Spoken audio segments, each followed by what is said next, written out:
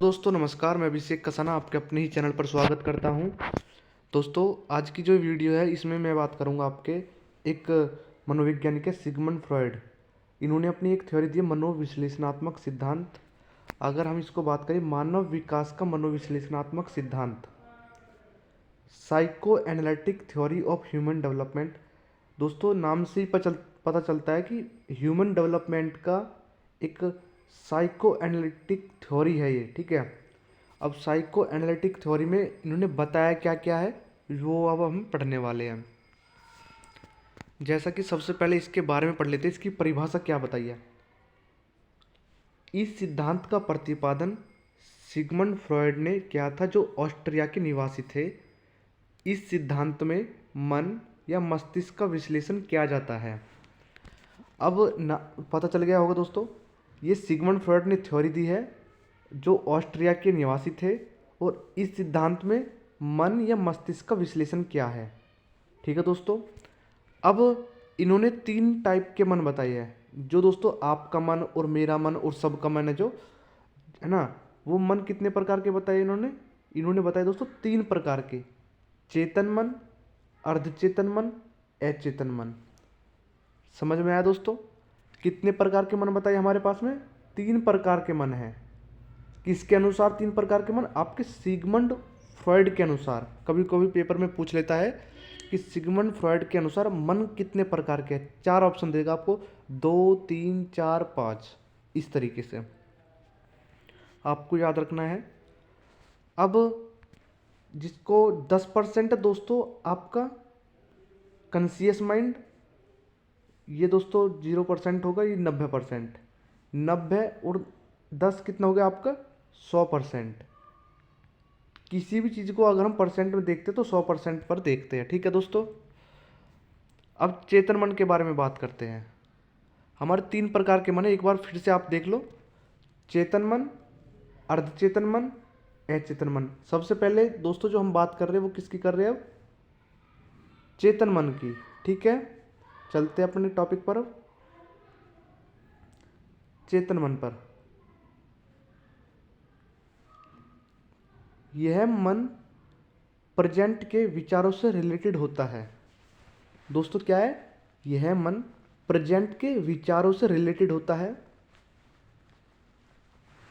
अब ये तो होगा दोस्तों आपका चेतन मन। अब ये क्या है? अर्धचेतन मन। ये अर्धचेतन मन का यहाँ पर दिया हुआ है, और ये क्या है? अचेतन मन का। यानी कि तीनों के बीच में डिफरेंस की एक लाइन बताइए, जिसको हम परिभाषा बोल सकते हैं इन तीनों मनों की, कि जो हमारे 3 मन हैं इनकी परिभाषा क्या क्या है, इनको समझे कैसे।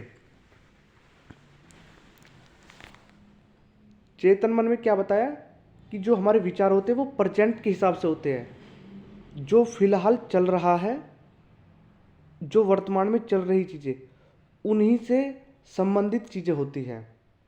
जैसे कि अब क्या है, अब आप मेरी वीडियो देख रहे हैं, अब आपका क्या है? चेतन मन है। अब वीडियो देखने का आपका पर्पज क्या है? चेतन, यानी कि आप क्या विचार करेंगे कि अगर मैं इस वीडियो को पूरी देख लूँगा तो मेरा क्या ये टॉपिक क्लियर हो जाएगा। ये हो गया दोस्तों आपका चेतन मन, यानी कि जो फिलहाल स्थिति चल रही है उसी के बारे में विचार करना। लेकिन जैसे ही हम अर्धचेतन की बात करते हैं, अर्धचेतन में बात होती है दोस्तों आपकी किस चीज़ की? इसमें हम तुरंत ज्ञान नहीं होता, लेकिन कुछ टाइम देकर याद किया जा सकता है। आप जैसे वीडियो देख रहे हैं, आप तुरंत एक बार में वीडियो को अच्छे से याद नहीं कर सकते, लेकिन तुरंत बाद जब आप वीडियो पूरी देख लेंगे आपको ज्ञान होगा कि अगर मैं इस वीडियो को 2 से 3 बार देख लूँगा तो शायद मेरा ये टॉपिक बहुत अच्छे से क्लियर हो जाए। वो क्या है? कुछ टाइम बाद हमको पता चला, जब हमने पूरी वीडियो देख ली और फिर हमने खुद एनालिसिस करा कि मुझे इस थ्योरी से कितना मिला है। फिर आपने देखा कि अभी मुझे इतना अच्छे से ये थ्योरी याद नहीं हुई है, फिर आप दोबारा इस वीडियो को देखें 2-3 बार, तब क्या है? आपने कुछ टाइम दिया इस चीज़ को याद करने के लिए। वो क्या है? आपका अर्धचेतन मन, जिसमें किसी चीज़ को समझने में समय लगे। वो क्या है? आपका अर्धचेतन मन, यानी कि अर्ध का होता है दोस्तों आधा मन। यह है आपका अचेतन, अचेतन मन। अचेतन मन को भी देख लेते। इसमें वे बातें होती है जो हम भूल चुके हैं और हमारे याद करने पर भी याद नहीं आती। अब अचेतन क्या है? आपने आज ये वीडियो देखी और फिर आप इस वीडियो को एक बार देखने के बाद आपने ये वीडियो नहीं देखी कम से कम 10 दिन तक।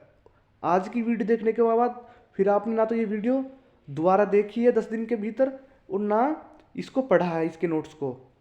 अब क्या हो गया आपके सामने, आप इस वीडियो को बिल्कुल भूल गए। अब उसमें एक भी आपको पॉइंट याद नहीं आ रहा है, तो वो चले जाएगी दोस्तों आपकी अचेतन मन के अंदर। ठीक है दोस्तों, समझ में आया? हमारे पास 3 मन हैं, चेतन मन, अर्धचेतन मन और अचेतन मन। तीनों के बारे में डिफरेंस बता दिया। डिफरेंस क्या क्या है एक बार फिर से देख लेते हैं। इसमें क्या प्रेजेंट की स्थिति है, उस पर हमें विचार करना है। इसमें क्या है, कुछ समय बाद हमें पता चलता है कि हमें कुछ टाइम देकर इस चीज़ को याद किया जा सकता है, अभी जो हमारे याद नहीं है। इसमें क्या है, हमें याद ही नहीं आएगा कुछ भी चीज़, चाहे हमने उसे पिछली बार कितना भी टाइम दिया हो। ठीक है, इसमें चीज़ें तुरंत याद आ जाएगी, इसमें याद थोड़े टाइम बाद आती है और इसमें नहीं आती बिल्कुल भी। इस तरीके से आप समझ सकते हो। अब फ्रॉइड ने, सॉरी दोस्तों,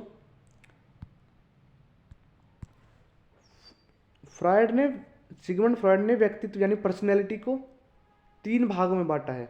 अब सिगमंड फ्रॉइड ने मन के बारे में बताया, मन के बारे में हमने अच्छे से पढ़ा। अब सिगमंड फ्रॉइड ने पर्सनैलिटी के बारे में बताया है।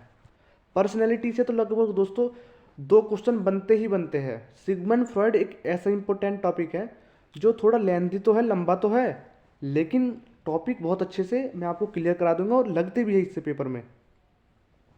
बात करते हैं नंबर फर्स्ट, ईद, जिसको बोलते हैं हिंदी में इदम। इसमें व्यक्ति की शारीरिक और मूल आवश्यकता है जैसे भूख, प्यास, सेक्स आदि को सेटिस्फाइड करना होता है। यह सामाजिक आवश्यकताओं और नैतिक मूल्यों की चिंता किए बिना इच्छाओं की पूर्ति पर बल देता है। अब इच्छाओं की पूर्ति पर बिना चिंता करे हमें बल देना है इस पर। दोस्तों तीनों ही चीज़ जरूरी है। ठीक है, वो जरूरी कैसे, मैं आपको एग्जाम्पल के थ्रू अब समझाता हूँ। भूख है दोस्तों, अब नैतिक मूल्य और सामाजिक आवश्यकताओं की चिंता हमें नहीं करनी है कि समाज की क्या आवश्यकता है और हमारा क्या नैतिक कर्तव्य, क्या नैतिक मूल्य है। जैसे कि जो आदमी रास्तों पर होते दोस्तों, वो जो रुपए मांगते हैं वो किस लिए मांगते हैं दोस्तों? उन्हें शौक तो नहीं लगा। अब शौक नहीं तो वो किस लिए, एक भूख के लिए, थोड़ा सा उन्हें अपनी दिनचर्या वाला खाना मिल जाए सुबह शाम दोपहर का, इसलिए ही वो करते हैं। ठीक है, अब प्यास भी क्या है, भूख का ही एक पार्ट है कि उनकी प्यास किसी भी तरीके से बुझ जाए। कभी आपने देखा हो कि जब उनको प्यास बहुत ज़्यादा लगती है, हमको बहुत ज़्यादा प्यास लगती है और हम ऐसी एक जगह पर है जहाँ पानी की थोड़ी सी असुविधा या सुविधा नहीं है, तो हम क्या करते हैं दोस्तों, कैसा भी पानी मिले हम उसको पी लेते हैं। ठीक है, अगर आप कभी ऐसी जगह पर गए हो, घूमने गए हो किसी भी, तो फिर आप ये नहीं देखते पानी कितना साफ है, कितना सुथरा है, नहीं देखना दोस्तों, नहीं देख पाता कोई भी। बस फिर आपको क्या, प्यास बुझानी है। क्योंकि दोस्तों भूख भी बहुत ज़रूरी है, प्यास बुझानी भी हमारे लिए बहुत ज़रूरी है, और सेक्स भी एक क्या है, हमारे जीवन का एक अहम रोल है। ठीक है, जो लगातार मतलब, अब इसको ज़्यादा डिफाइन नहीं करना ठीक नहीं है। ठीक है, लेकिन हाँ समझ गए दोस्तों आप, इतना ही काफ़ी है। अब चलते हैं ईगो। यह आवश्यकताओं या इच्छाओं की संतुष्टि की योजना का निर्माण करता है और उसका इम्प्लीमेंटेशन करता है या परिणामों की चिंता करता है। अब ये क्या है दोस्तों, आवश्यकता और इच्छाओं की संतुष्टि की योजना का निर्माण करता है। इसमें क्या है दोस्तों, इदम में हमारी एक इच्छा है, यानी कि शारीरिक और मूल आवश्यकताएं है इसमें हमारी। इसमें क्या है, हमारी आवश्यकता और इच्छाओं की संतुष्टि की हमें योजना बनानी है इसमें, ईगो में। और उस पर क्या है, इम्प्लीमेंटेशन, उस पर क्या है, हमें काम करना है, परिणामों की चिंता करता है। ठीक है, इम्प्लीमेंटेशन करना है, यानी कि हमें उसको कानून के तहत, जैसे कि बनाते हैं ना कि कोई हम योजना बना रहे हैं हम घूमने की, है ना। इच्छाओं की संतुष्टि, हमारी इच्छा है कि हम जापान घूमने जाए, हमारी इच्छा है हम मुंबई घूमने जाए, हमारी इच्छा है हम दिल्ली इंडिया गेट देखने जाए, हमारी इच्छा है। अब इच्छा बना तो ली, अब उस पर इम्प्लीमेंटेशन भी करना है, यानी कि घूमने के लिए योजना भी बनाना है। वो क्या है आपका ईगो। ईगो जिसको बोलते हैं हिंदी में अहम। अब दोस्तों प्राअहम यानी सुपर ईगो, किसी किसी में सुपर ईगो भी होता है, सुपर ईगो को हम समझते हैं। यह समाज द्वारा नैतिक सूत्रों के अकॉर्डिंग काम करता है, यानी जिस व्यक्ति के अंदर सुपर ईगो ज़्यादा होगी वह बुरे कामों से उतना ही दूर होगा, जैसे चोरी ना करना, झूठ ना बोलना।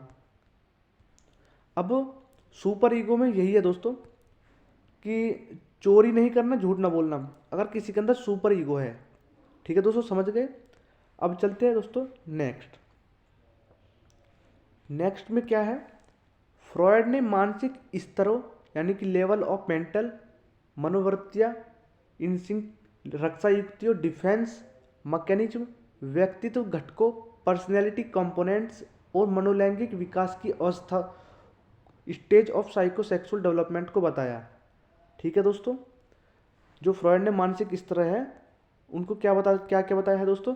मानसिक स्तरों, मनोवृत्ति, रक्षा युक्तियों, व्यक्तित्व घटकों और मनोलैंगिक विकास की अवस्थाओं को बताया है। अब इनको ही हम डिफाइन करेंगे दोस्तों, ये चीज़ें क्या है, समझ में आया दोस्तों। ये इन चीज़ों को जब हम डिफाइन करेंगे एक एक करके। अब जो फ्रॉयड ने ये बताया है, ये क्या क्या बताया है। मानसिक स्तर के बारे में पढ़ते हैं। सबसे पहले हम फ्रॉयड ने मन के चेतन, पूर्व चेतन और अचेतन, फ्रॉयड ने दोस्तों 3 मन बताए हैं। 3 मन कौन कौन से, यही 3 मन है आपके। स्तर बताए हैं जो व्यक्ति के विचारों और भावनाओं की जागरूकता की मात्रा पर आधारित होते हैं। मन का सबसे बड़ा और महत्वपूर्ण स्तर अचेतन है। अब मन है उसका सबसे बड़ा और महत्वपूर्ण स्तर अचेतन है। पेपर में पूछ लेगा दोस्तों आपसे कि मन का सबसे बड़ा और महत्वपूर्ण स्तर कौन सा है। 4 ऑप्शन आपको देगा, उनमें से आपको याद क्या रखना, अचेतन, जिसमें हमारी सभी दमित विचार, अनुभव और भावनाएं होती है। फ्रॉयड के अनुसार यह चेतन हमारे व्यवहार और अनुभवों को लगातार प्रभावित करता है, जिसके प्रभाव के बारे में हम जानते भी नहीं हैं। ठीक है दोस्तों, समझ में आया। अब पढ़ते हैं मनोवृत्ति के बारे में। मनोवृत्ति क्या है। ये मनोवृत्ति हमारी आंतरिक उत्तेजनाएं होती है। हमारे भीतर अनेकों मनोवृत्तियां होती हैं जिन्हें जीवन और मृत्यु में वर्गीकृत कर सकते हैं। प्रत्येक मनोवृत्ति की अपनी मानस ऊर्जा यानी कि फिजिक एनर्जी होती है। जीवन मनोवृत्ति की ऊर्जा को लिबिडो ऊर्जा कहते हैं। यह जीवन ऊर्जा लैंगिक संतुष्टि से तुष्ट होती है, जबकि मृत्यु मनोवृत्ति आक्रामकता, हत्या, आत्महत्या जैसी क्रिया दर्शाती है। दोनों मनोवृत्तियां समान रूप से महत्वपूर्ण है। ठीक है दोस्तों, समझ में आया दोस्तों ये चीज़ आपको। अब चलते हैं आपकी सुरक्षा युक्ति। मानव में संघर्ष, तनाव, भगनासा आदि जीवन में अनिवार्य है। दोस्तों अब अगर आपके जीवन में संघर्ष ना हो, तनाव ना हो, भगनासा आदि जीवन में ना हो, तो आपका जीवन नहीं है दोस्तों। फिर ये संघर्ष कर रहे हैं दोस्तों अब आप सीटेट का एग्ज़ाम क्लियर करने के लिए, फिर उसके बाद दोस्तों आप टीचिंग का कोई एग्ज़ाम देंगे, तो इस क्या संघर्ष है। अगर आप दोस्तों सुबह के टाइम उठो और शाम के टाइम सो जाओ, फिर दोस्तों वो जीवन नहीं है, और वो जीवन आपको मिल भी नहीं सकता, किसी को भी वो जीवन किसी को भी नहीं मिल सकता, चाहे आप कितने भी दोस्तों कुछ भी आप हो। ठीक है, आपको संघर्ष तो करना ही पड़ेगा। अगर आपने जीवन में जन्म लिया है तो तनाव में आपको रहना पड़ेगा। कभी 10वीं क्लास के एग्ज़ाम थे आपके, कभी 12वीं क्लास के एग्ज़ाम थे, कभी आपने डिप्लोमा के एग्ज़ाम दिए, कभी बीएड के एग्ज़ाम दिए, वो क्या आपके पास में एक तनाव रहेगा। भगनासा आदि जीवन में क्या अनिवार्य है। सुरक्षा युक्तियाँ जीवन की इस भगनासा और कष्टदायक स्थिति को कम करने का कार्य करती हैं। ठीक है दोस्तों, भगनासा का कारण है कि समस्या का कोई वास्तविक समाधान नहीं हो रहा है, तो ये सुरक्षा युक्तियाँ व्यक्ति की खतरे से रक्षा करते हैं। ठीक है दोस्तों, अब पढ़ते हैं निम्नलिखित रक्षा युक्तियाँ मानव द्वारा काम में ली जाती हैं। अब दोस्तों कुछ रक्षा युक्तियाँ हैं हमारे पास में जो मानव यानी कि जो तुम और मैं हम प्रयोग में लेते हैं, जैसे कि तर्क संगति यानी कि रिलेशन। इसमें आप विवेकपूर्ण व्यवहार के लिए तर्कपूर्ण कारण बताया जाता है, जैसे अपराधी का अपने व्यवहार का कारण बुरी संगत बताना अथवा किसी कोर्स में प्रवेश न मिलने पर उसे व्यवसाय के लिए अच्छा नहीं बताना। इसे अपराध भाव परिवर्तन के लिए प्रयोग किया जाता है। अब तर्क संगति क्या है कि विवेकपूर्ण, हमें अपना विवेक यूज करना है, अपने दिमाग का यूज करना है। विवेक का कब यूज करना है, जैसे कि अपराधी का अपने व्यवहार का कारण बुरी संगत बताना। जैसे कि कोई अपराधी है, क्रिमिनल है, वो अपना व्यवहार, अब आप उससे अगर आप पूछेंगे कि भाई तुम अपराधी क्यों बने, तो वो बता देगा कि मुझे संगत ही ऐसी मिली बचपन में। उसने तो अपना जो ठेस है वो किसको पहुंचा दिया दोस्तों, संगत को पहुंचा दिया। लेकिन जैसे आपने डिप्लोमा में एडमिशन लेने की सोची कि मैं डिप्लोमा करूं, मैं कोई कोर्स करूं टीचिंग का, लेकिन उसका एंट्रेंस एग्जाम आपका नहीं निकल पाया, तो फिर आप क्या करेंगे दोस्तों, जो व्यवसाय के लिए अच्छा नहीं था। अब आप उस कोर्स को कैसा बताएंगे दोस्तों कि ये कोर्स अच्छा नहीं था इसलिए मैं इसमें एडमिशन नहीं ले पाया। क्योंकि अब आप ये थोड़ी नहीं बताएंगे कि मेरे पे एग्ज़ाम, जो एंट्रेंस एग्ज़ाम होता है टीचिंग का, वो मुझसे क्लियर नहीं हुआ। अब तो दोस्तों आप क्या करेंगे कि ये अच्छा नहीं था कोर्स इसलिए मैंने नहीं करा। इस अपराध भाव परिवर्तन के लिए प्रयोग किया जाता है वही क्या हमारी दोस्तों, तर्क संगति, जिसमें आप तर्क का प्रयोग करते हैं। अब करते हैं दोस्तों दमन। दमन क्या है, रिप्रेशन। इस युक्ति में अवांछनीय या अस्वीकार विचारों, भावों, यादों को अचेतन में धकेल देना, क्योंकि इसे याद करना कष्टपूर्ण या भय पैदा करने वाला होता है। कई महिलाएं गंदी गालियों को दमन कर देती हैं। अब इसको समझते हैं बिल्कुल आसान तरीके से। अब अवांछनीय और अस्वीकार जो विचार है, भाव है, यादों को अचेतन में धकेल देना। अचेतन में धकेल देना मतलब है कि कुछ समय बाद चीज़ों को याद करना। ठीक है दोस्तों, कुछ चीज़ें बाद, समय के बाद याद आना, वो क्या कहता है हमारा अचेतन। क्योंकि इसे याद करना कष्टपूर्ण और भय पैदा करने वाला होता है। जैसे कि मैंने अचेतन को जब समझाया था, मैंने बताया था कि ये साथ के साथ आपको याद नहीं होगी। जब तक आप इसको 2-3 बार नहीं देखेंगे तब तक क्या याद नहीं होगी। तो इसको क्या समय देना पड़ेगा आपको, अपना भय मिटाने के लिए। आपके अंदर डर है कि ये थ्योरी जब मेरे याद होगी नहीं होगी, हो जाएगी दोस्तों अगर आप वीडियो को 2-3 बार देखेंगे। अब 2-3 बार मैं इसलिए कह रहा हूँ, ये मत कहना कि मैं अपने व्यू के चक्कर में 2-3 बार इसको कह रहा हूँ। एक थ्योरी समझाने के लिए मात्र मैं इसके लिए एक उदाहरण ले रहा हूँ। ठीक है दोस्तों, अगर आपको ये वीडियो एक बार में समझ में आ रही है तो बहुत अच्छा है, एक बार ही देखो, आप अपना टाइम वेस्ट मत करना। ठीक है, कोई फ़ायदा भी नहीं होता किसी चीज़ को बार बार देखने से। जब आप चीज़ों को भूल जाए तब देख लो, कोई दिक्कत नहीं है दोस्तों। ठीक है, प्रतिस्थापन। इसमें सांवेगिक प्रतिक्रियाओं को एक व्यक्ति या परिस्थिति से दूसरे स्थान पर प्रतिस्थापित कर देना है। माता से दंड मिलने पर बालक क्रोधित होकर अपना क्रोध अपने खिलौने या अपने छोटे भाई बहनों पर निकलता है। दोस्तों प्रतिस्थापन का मतलब है कि यहाँ चीज़ आपको मिली और आपने वहाँ पर ये रख दी। आपको यहाँ किसी ने कुछ बोल दिया और उसका गुस्सा आपने यहाँ निकाल दिया किसी पर, वो क्या है, प्रतिस्थापन हो गया, डिस्प्लेसमेंट हो गया। पहले कोई चीज़ यहाँ थी और अब वहाँ पहुँच गई है। जैसे कि समझाता हूँ मैं आपको, आप जब टीचर बन जाएंगे तो टीचर बनने के बाद क्या है, आपके पास में प्रिंसिपल का अलग प्रेशर होगा थोड़ा सा। ठीक है, प्रिंसिपल का दोस्तों प्रेशर ये नहीं है अब टीचर बनने के लिए, वो मत कर देना कि मैं तुम्हें नेगेटिव दे रहा हूँ। नहीं दोस्तों, हर गवर्नमेंट जॉब में कुछ ना कुछ प्रेशर होता ज़रूर है, क्योंकि फिर क्या है, प्रेशर नहीं होगा तो आप उसमें लापरवाही बरतेंगे। वो प्रेशर भी ठीक है। कुछ बच्चे होंगे दोस्तों, ठीक है, जो बहुत शरारती होंगे, वो आपका दिमाग चाटेंगे। अब इन चीज़ों से परेशान होकर अब आप अपना गुस्सा घर जाकर उतारेंगे दोस्तों अपने फैमिली वालों पर थोड़ा सा। ठीक है, उससे क्या है, ठीक है, अब घर का गुस्सा आप उतारने की कोशिश करेंगे दोस्तों स्कूल में, होता है दोस्तों ऐसा भी। ठीक है, बच्चों पर उतार देंगे। अब बच्चा क्या करता है, बच्चा अपना, जैसे उसकी मदर पीटती है उसको तो वो अपना खिलौने पर उतार देता है गुस्सा, खिलौने तोड़ देता है। ठीक है, घर से निकल जाता है। वो क्या है, वो गुस्सा है बच्चे का अपना अपना, वो प्रतिस्थापन हो गया वहाँ पर। यानी कि पहले यहाँ थी तो वो चीज़ अब वहाँ पहुँच गई है, प्रतिस्थापन। जैसे कि मैं बात करूं, गाड़ी पहले यहाँ थी तो अब वहाँ पहुँच गई, वो क्या हो, इसको क्या कहेंगे हम, विस्थापन कहेंगे। पेपर में पूछ लेता है इस तरीके से घुमा के कि कोई चीज़ ऐसे थी वहाँ पहुँच गई, इसको क्या बोलते हैं।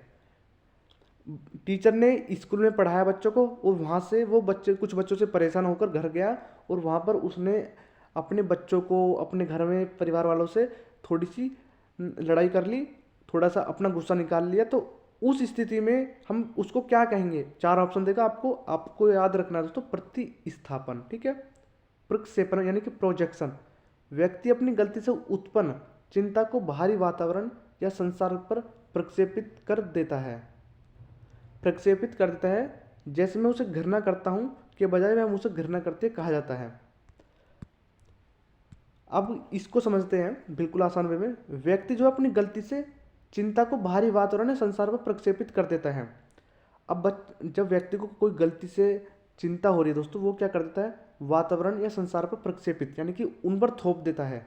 ठीक है, समझ में आ गया। जैसे कि मैंने प्रतिस्थापन में आपको बता दिया बहुत अच्छे से। प्रतिक्रिया निर्माण, रिएक्शन फॉर्मेशन, अपनी भावनाएं व्यवहार के बिल्कुल विपरीत प्रतिक्रिया विकसित करना, जैसे ज्ञान के स्थान पर प्रेम करना। अब प्रतिक्रिया निर्माण, अब बिल्कुल विपरीत, बिल्कुल विपरीत का मतलब है आप घर से लड़ कर गए लेकिन बाहर आपको क्या दिखाना है कि बहुत अच्छा हूँ, मैं बहुत खुश हूँ, मैं घर से बहुत अच्छे से आया हूँ। ठीक है, इस तरीके से।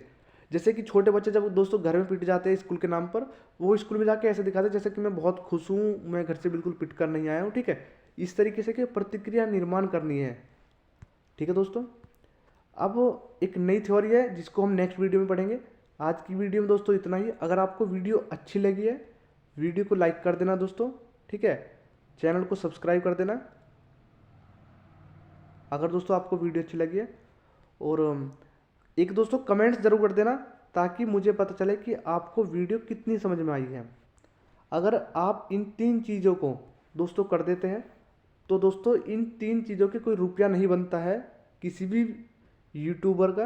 तो इसलिए इन 3 चीज़ों को करने से आप दोस्तों, हमारा बस इतना सा काम हो जाता है कि हमें पता चल जाता है कि हमारे जो पढ़ाने का तरीका है, हम किस तरीके से पढ़ा रहे हैं और किस तरीके से आपके साथ मेहनत कर सकते हैं। बस इस चीज़ का हमें अंदाज़ा लग जाता है। तो मिलते हैं नेक्स्ट वीडियो में। धन्यवाद।